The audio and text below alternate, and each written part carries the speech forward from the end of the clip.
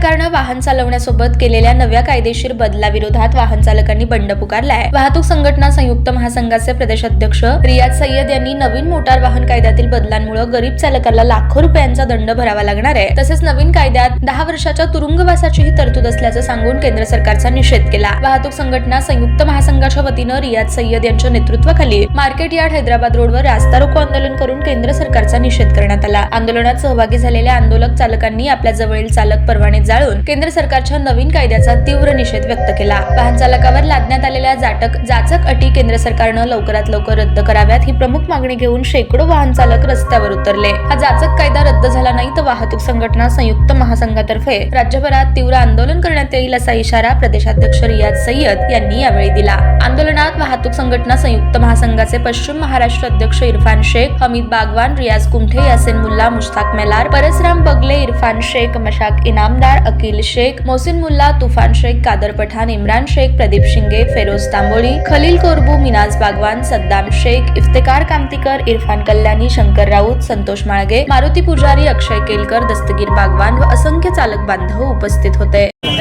वाहतूक संघटना संयुक्त महासंघ महाराष्ट्र राज्य आज जे कायदा अमित शहानी पास केलेला आहे हिट रनचा, त्या कायद्याविरोधात महासंघाने आणि विविध संघटनांनी रस्त्यावर उतरून एक आंदोलन छेडलेलं आहे आणि आमची सर्व चालकांना विनंती आहे की पूर्ण भारतभरात आपण असंच बंद पुकारून 3 या 4 तारखेला आपण पूर्ण भारत बंद करून सरकारला दाखवून देऊ की चालकांची किती ताकद आहे आणि महासंघ किती पॉवरफुल आहे। यासाठी आम्ही एक आंदोलन छेडलेलं आहे आणि आज या आंदोलनाचा एक भाग म्हणून हैदराबाद रोड सोलापूर इथे आम्ही चालकांना रोखून त्यांना निदर्शन करून आणि त्यांचे सरकारविरोधात निदर्शन करून सरकारला दाखवलेलं आहे की आपण जे अल्टिमेटम महासंघाने दिलेलं आहे त्या अल्टिमेटममध्ये हे जे कायदा अन्याय कायदा आहे, चालकांविरोधात जे कायदा आहे ते कायदा रद्द करावे, अन्यथा पूर्ण भारत अशा प्रकारे बंद करण्यात महासंघ पूर्ण ताकद लावणार आहे। जय हिंद, जय महाराष्ट्र, जय महासंघ। नुकताच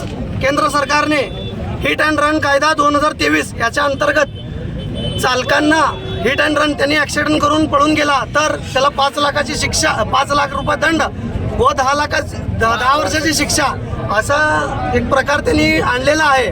तो यापुढे लागू न करावा। 5 लाख रुपये जर सर्वसामान्य चालकाकडे असले असते तर त्यांनी गाडी कशाला चालवलं असता ही आमची विनंती सरकारला कळवायची आहे।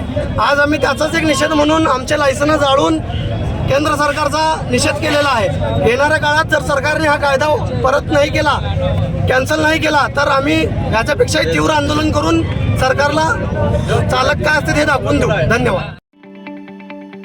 ताज्या बातम्या पाहण्यासाठी प्राईम महाराष्ट्र न्यूज चॅनलला सबस्क्राईब करा।